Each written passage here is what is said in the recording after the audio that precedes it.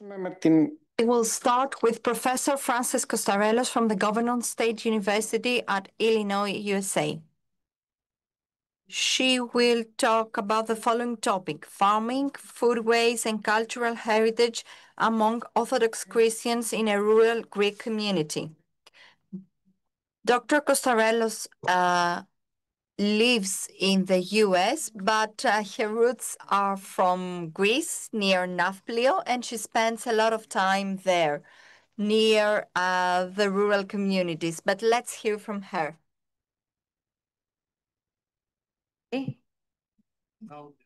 Now you can? Okay. Well, thank you very much for your presence here and for this very humbling invitation. So in this talk, I discuss the impact of climate change on food patterns, food security, and the role of local Orthodox Christian parish life, beliefs, and practices in sustaining agricultural villages in southern Greece during times of economic and environmental disruptions. I have collected data, ethnographic data on this project in Lerna, a group of villages near Argos, since the early 2000s.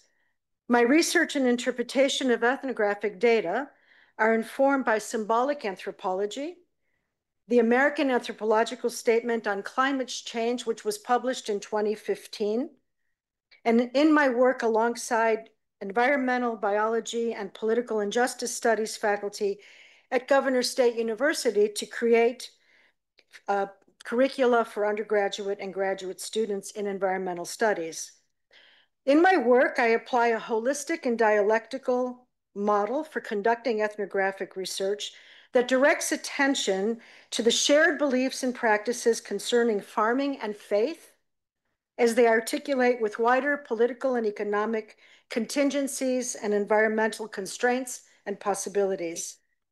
Thus, over the years, I have directed attention to ongoing European Union agricultural programming, the implementation of EU agricultural policies in Greece, Greek political party platforms on agriculture, global warming, and climate change.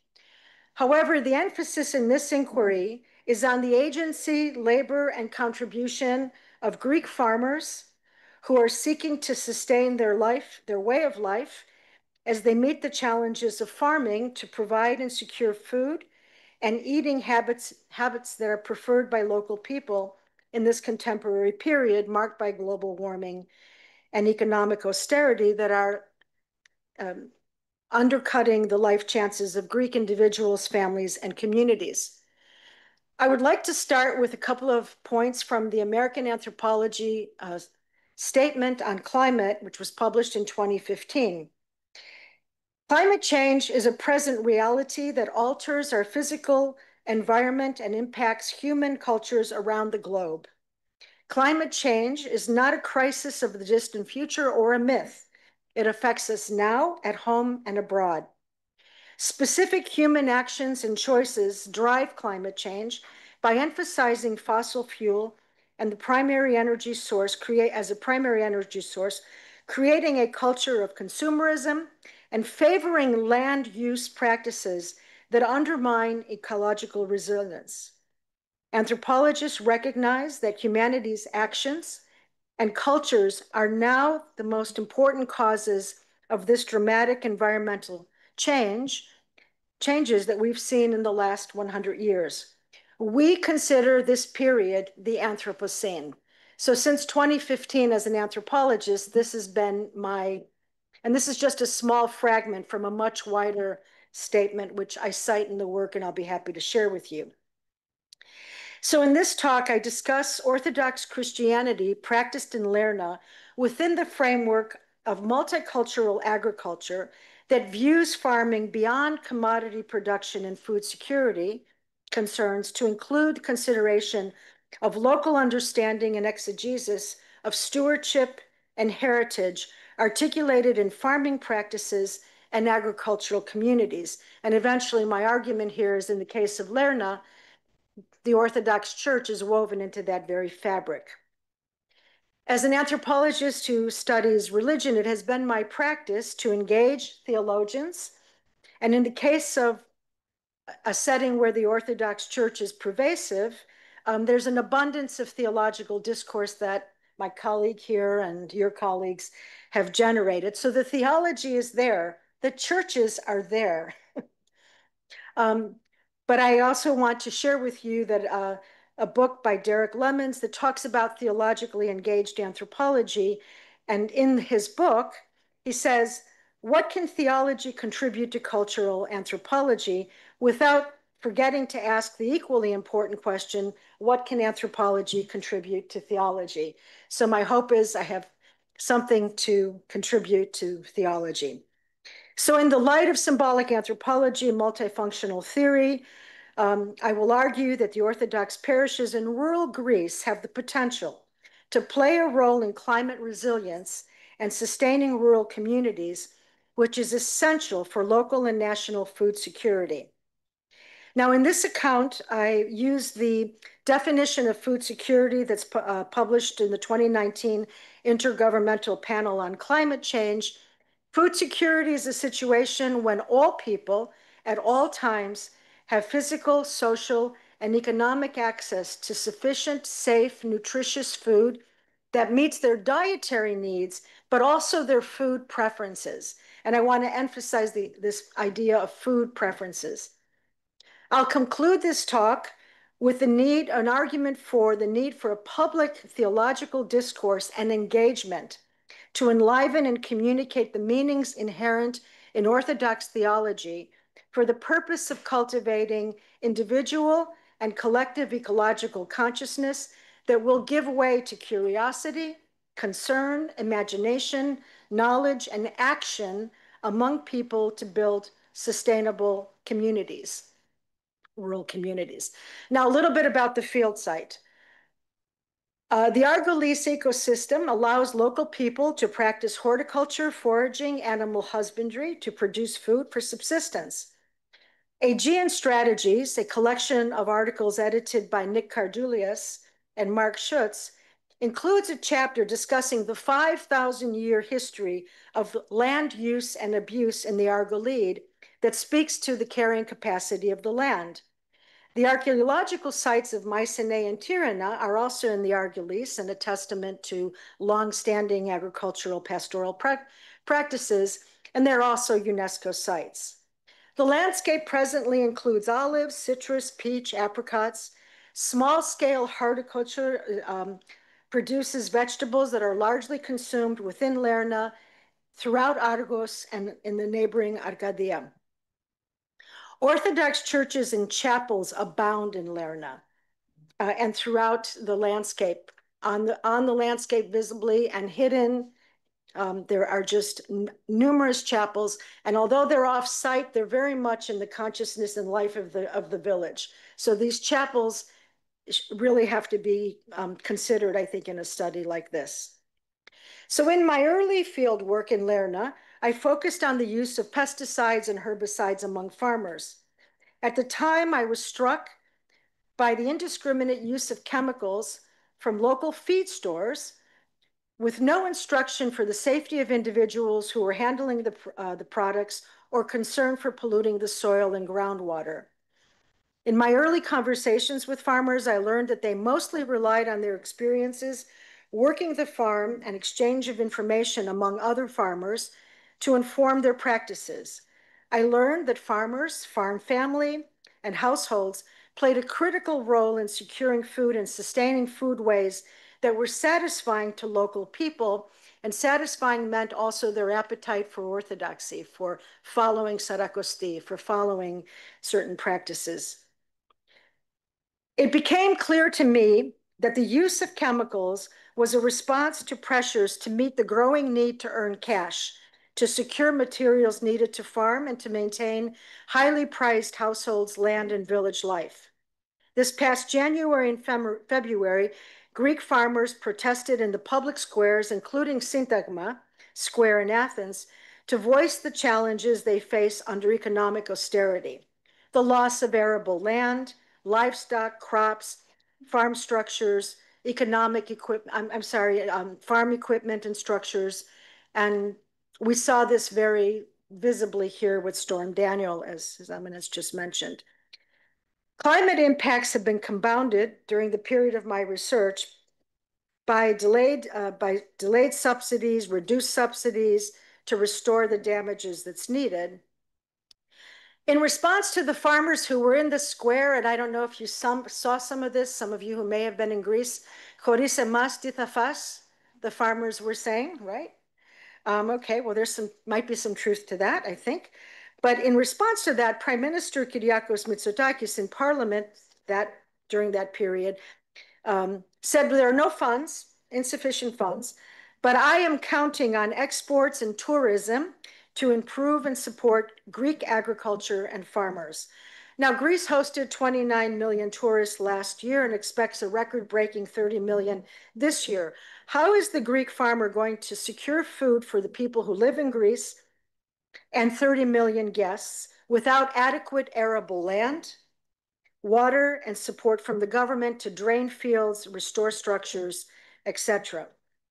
Now, until recently, political party leaders and elected officials in Greece did not talk about global warming, climate change, or climate impacts. It's fairly recent in the discourse. In a book called Greek Agriculture in a Changing Environmental Environment, Dimitris Diamanos states, quote, historically, the Greek state was reluctant in applying environmental measures in agriculture as provided by the first common agricultural policy reform. Measures provided either in piecemeal by the various regulations or the different set-aside schemes are more consolidated by comprehensive forms, such as the latest agri-environmental schemes, were not widely applied. The environmental effects of farming methods have not yet generated increasing public concern as they have in several of the North European Union members. No stringent environmental controls were introduced that would alleviate water and air pollution from the environment. Despite a host of measures that were introduced at the community level in recent years, Greece has still not properly responded.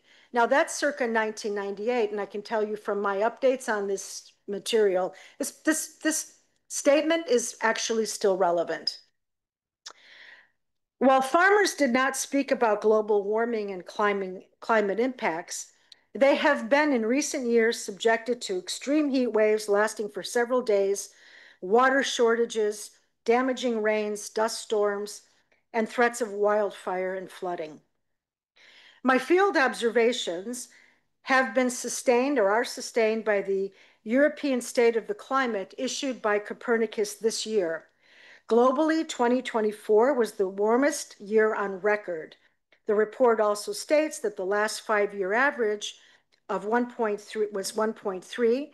We've exceeded 1.5, the Paris Accord top, and the last 10 years have been the warmest on record. The Greek public and politicians and journalists widely discussed the 2008 austerity measures and cutbacks for social reform while ignoring the scientific reporting on global warming and climate change. The economic collapse and subsequent austerity programs disrupted household and municipal budgets and opportunities for Greek development. Neoliberal economics applied by Greek political and economic leaders is giving way to loss of income, diminishing life chances, and quality of life among rural and urban Greeks. The realities of living with climate shocks in Greece in recent years, coupled with economic setbacks related to Greece's most recent debt crisis, has left the Greek farmer and agricultural settlements in a precarious position. Farmers and agricultural communities have been largely overlooked by the Greek government. So now I'm going to switch over to multifunctional agriculture, which is where I weave in the piece about the Orthodox Church. And in recent years, and as I stayed with the field and observed how the church and the community articulated, this became a theoretical model, MFA, multifunctional agriculture, widely used in European Union agricultural reforms since the 1990s. which I just read, Greece mostly just ignored, right? So the MFF model, MFA model, in this, it points to, it focuses our attention on practices in parishes, communities, and shaping foodways and eating habits and the social relationships within them, while there is this encroaching global neoliberal dislocation coming from another structure. Multifunctionalism argues that farming is about much more than commodities. Farming is the production of food and fiber, yes. It provides an ecological function. Farmers understand habitats, interact with them. It provides an important role for biodiversity conservation. It has a cultural function, an aesthetic value on the landscape and historical heritage, stewardship and conservation.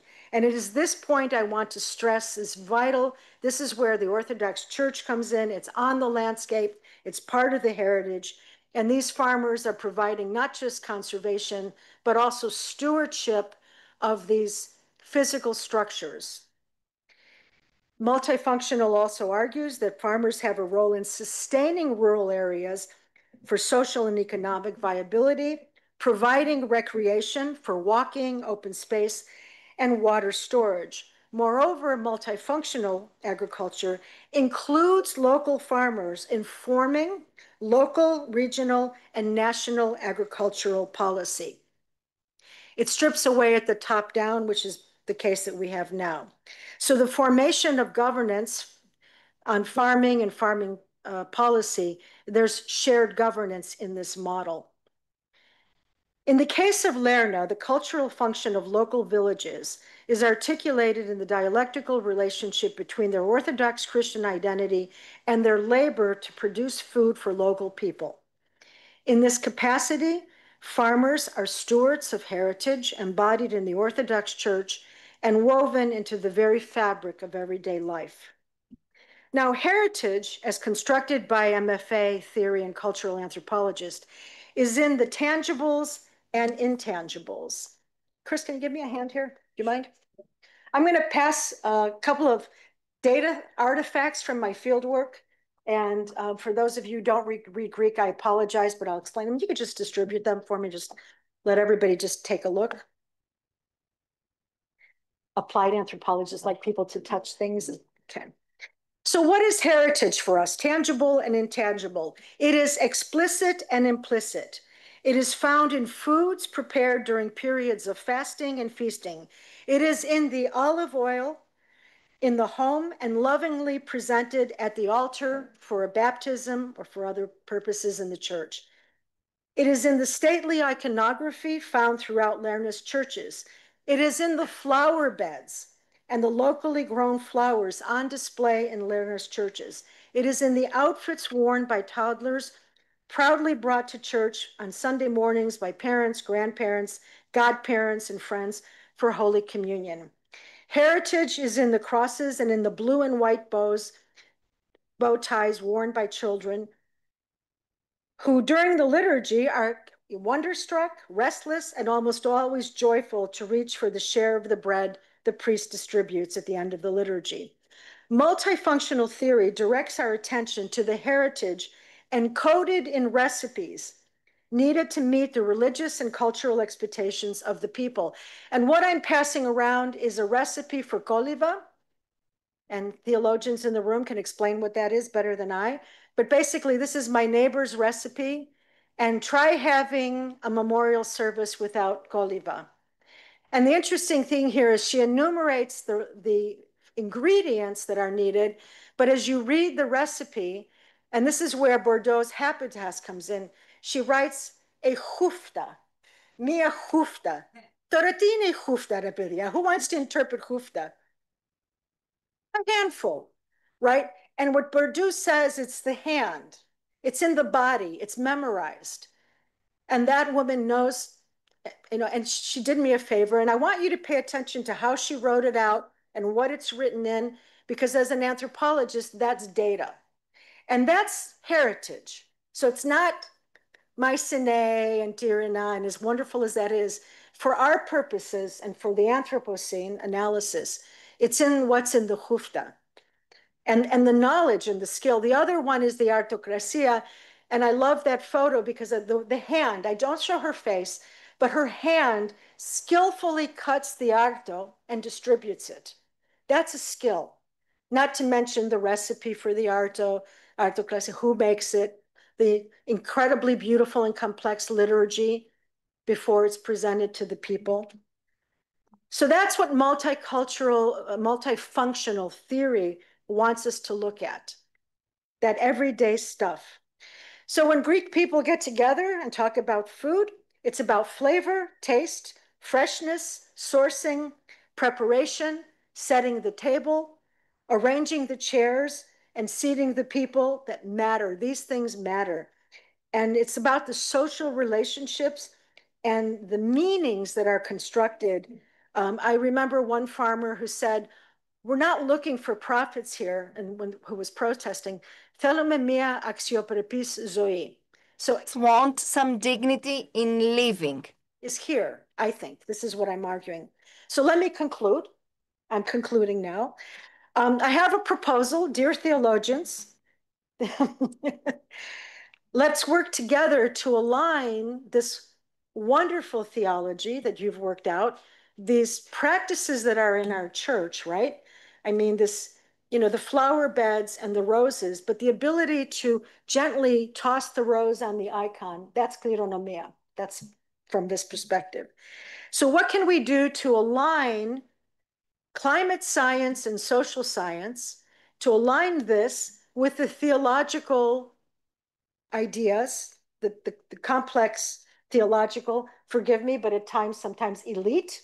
How do we make this less elite and more accessible? So as an engaged applied anthropologist, that's one of my agendas here. I came with an agenda, Nico. So the project I envision is interdisciplinary, applied, and would be useful to clergy and laity who understand that climate change is a present reality and that greening our daily lives, homes and workplaces and parishes are important steps towards living in the Anthropocene. From the case of Lerna, we learned that foodways are patterned by Orthodox Christian worldview and cultural practices that mediate humanity's relationship to God and to the environment. I'm arguing that the beliefs and cultural practices of the church offer an alternative to the present neoliberal economic model in which agriculture, food, and natural resources are commodities subjected to supply and demand market forces provided by political and economic leaders and social structures that rely on fossil fuels, privileged individualism, reckless consumption, and fail to pay living wages, denies farmers, young and old farmers, the economic and technical support that they need to feed the nation. So in this instance, the church is an untapped resource that could speak up to promote sustainable development across regions in Greece. And so to sum it up, this alignment part, I think it's important for theologians, clergy, to bring the divine to people. But I think that that people are also bringing the divine to the theologians. So that's our job. And I've already started the alignment. Thank you so very much. Thank you. That's the kind of stuff. Ευχαριστούμε την καθηγήτρια Φράνση. So much to Professor Francis Kostarelos. Your speech was very colorful because it was based on a field research and not just theories that are very important, because at the end of the day, what we will all have is what we can hold in our handful, in our hand. Now we can have some questions. If there are any questions, we can answer them to this first speech. Maybe you can give examples from the local community. We do have a question from Mr. Zerouillas. who is one of the speakers. Srougas, I do apologize. The local people do know him, but he is a very active citizen. Hello, everyone. This was a wonderful speech, very well documented. I just wanted to add a dimension. The farmers were never asked what kind of farming do they want. It was always the others that have decided for the farmers without asking them which are the difficulties. We were just receiving subsidies. Politicians were saying a lot of nice words, but they never stayed until the end of the day. They never really listened to us. So our politicians never really asked the farmers. The consultations was not meaningful. You have also mentioned the ecological liturgy, and I agree. My disagreement is that all the products, the food products that I eat, are introduced since the largest percent of the food that we consume in Greece comes from other countries. So we go to a supermarket and I observe the people around me. I went all day to buy walnuts. And this walnut came from Moldavia. And the next walnut came from Czechoslovakia. And the next nut came from Ukraine. And the next package was very well packaged with Greek letters, and then I read the small fonts. It's coming from Uzbekistan to Greece, and it's just packaged here. Huge, sort of a huge employer of Greece and ever present. And in some sense, this is there's an effort to actually resist shopping at Lidl precisely for that reason. It's come to our area. It's in 2 locations, and local people actually intentionally resist. But it's here and it's promoted. It's not just a Greek phenomenon, but the transnational corporations, and there wasn't time in this paper to explore that aspect of globalization of food in Greece, but it's certainly, please know I'm on it. I'm definitely on it, but thank you. And I'm glad to hear somebody who actually lives here say thank you, that indeed, farmers have not been included in the formation of public policy. Of course, it's published in Diamandis's book. The entire book is on policy, and I was very taken with passages from the book that said, the government just simply, they knew what CAP wanted, they knew what the reform, they just didn't do it. And there wasn't this consciousness of the importance of what was happening to the soil, to the water. This is the 98 that the book is published, and I'm saying it's still current. And farmers, and this is why they've taken to the squares and are protesting to have their voices heard. And what are their demands? What are they asking for? Their dignity. So after.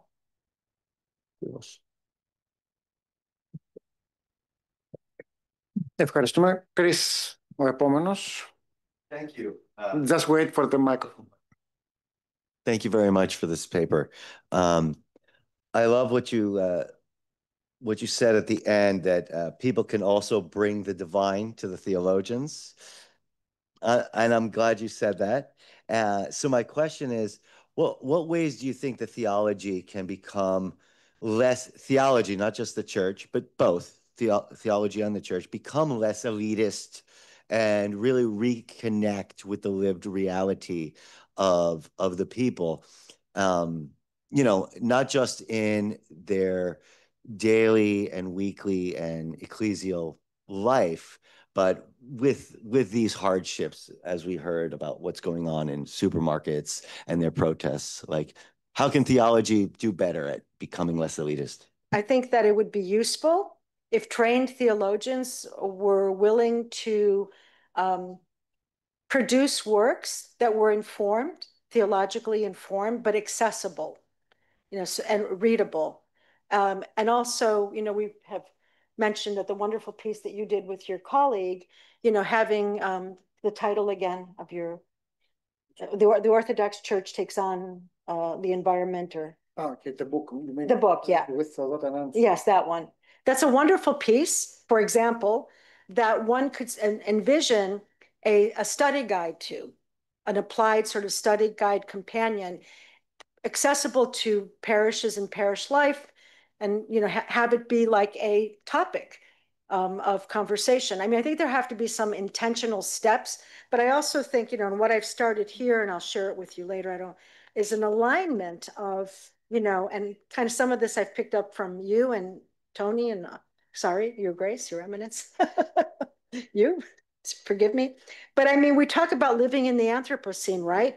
And the human action of that. Well, there's self-reflection and prayer, right? What does that look like, right? And what is my responsibility? You've talked about in this room, metanoia, and how do I align, I've kind of just, how do I align what climate science is saying and the emphasis on the human destruction, and look at my faith here and say, what is this worldview, and how can I, in a very calm and everyday way, see it and see that these persons who are here, they're suffering from this, and their church has something to say about it, but they don't make that connection.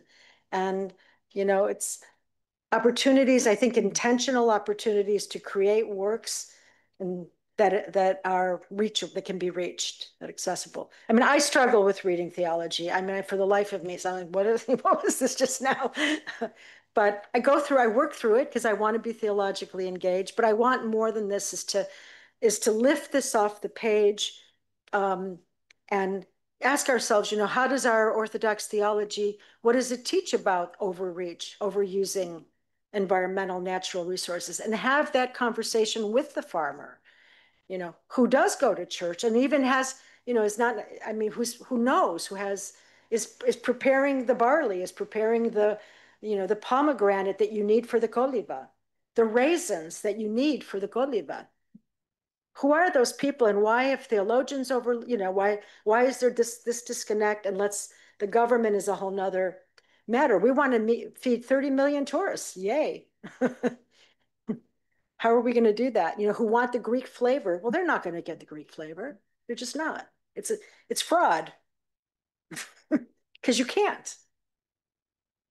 Alos, anybody else, please? Am I over time? Υπάρχει άλλη ερώτηση? Yeah. The lady here in the middle. Εδώ την κυρία πρώτα και μετά ο κύριος Ζουγιάς.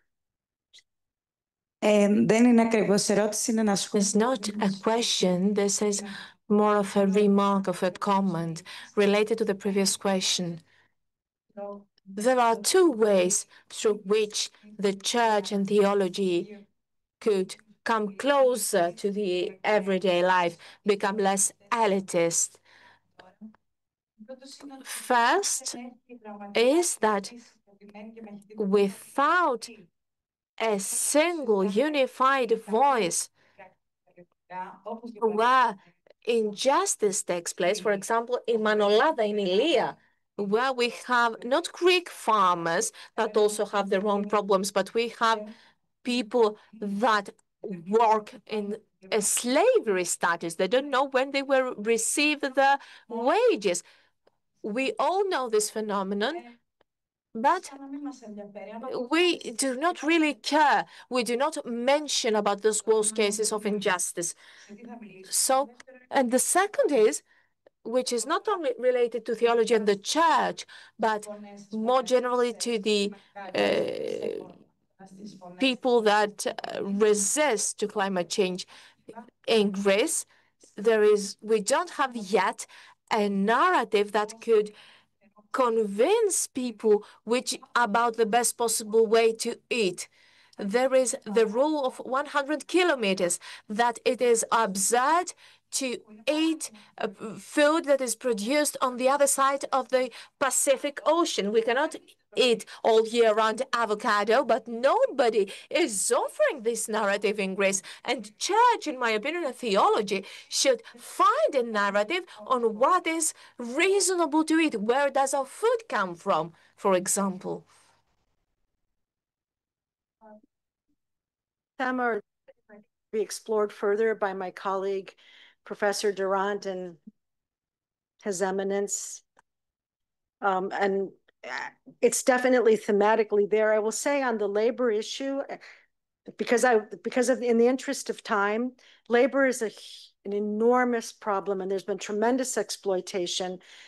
And it was often migrant workers who were also using pesticides and herbicides in ways where they were completely unprotected, as were local people, because there just isn't this instruction. There isn't this, in the US, the universities have extensions to farmers, and the knowledge from the university makes it to there's nothing like that here from what I've learned. Now I'm hearing from our leaders that they're now going to change and reform the policy, and they're going to provide the technical expertise that farmers need to improve. And they're finally going to get around to improving the infrastructure. After this latest round of protests that I was here and I witnessed a little bit firsthand too, participated a little in one. We're trying to change things, but labor is an enormous problem. There is a crisis here. This is serious for agriculture. It was neglected, right? This is what the history of is telling us, that the policies were there, but it didn't get implemented. So it's the implementation that has to include labor and migrant labor. Absolutely. It's an unjust situation. Absolutely. Yeah. After. Others?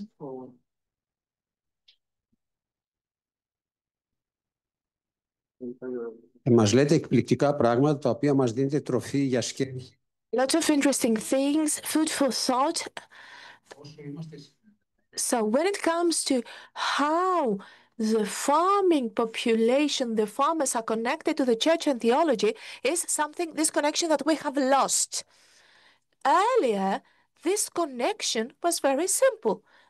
There were three magic bells, three magic words, the bells. The farmers were listening to the bell in order to get up, to rise and go to works. And then the cross, everyone has been crossing themselves. They were asking for God's help for their labor. And during the lunch, they were always crossing themselves before eating lunch. And also in the afternoon, they were hearing the bell of the Vespers in order to stop working. And also the Saints' days, those were the only holidays. So the farmers were closely connected to quality and to the Orthodox Church. Unfortunately, nowadays the conditions are very different. Farmers have left the church. So this effort to reinstate the farming with better conditions and to allow young farmers to learn the principles of the past, the earlier principles of farming, are necessary. We want and we should give young people the motivation. Young children, young people are very kind people, very good people. They just need a little bit of motivation and framework. I agree. My own eyes, I see a lot of frustration, but a tremendous amount of hard work in order to get the product to the market, for the local market, for the purpose of sustaining a way of life that matters to them, the young farmer as well as the established farmer. The children of farmers, they are struggling, and at present, it's an insufficient support of these persons, as well as the heritage that you're mentioning. I mean, I'm hoping that the multifunctional model that I've introduced here today gives you reason to pause and think about what is the heritage that is lost in those practices that are not that long ago. And I have to say that there's a footnote in this paper that I would be remiss if I didn't say that this heritage is also precarious. It's not exactly a de facto that it's going to be here 10 years from now, unless there's engagement, thoughtful and meaningful engagement between church and ordinary people, ordinary farmers.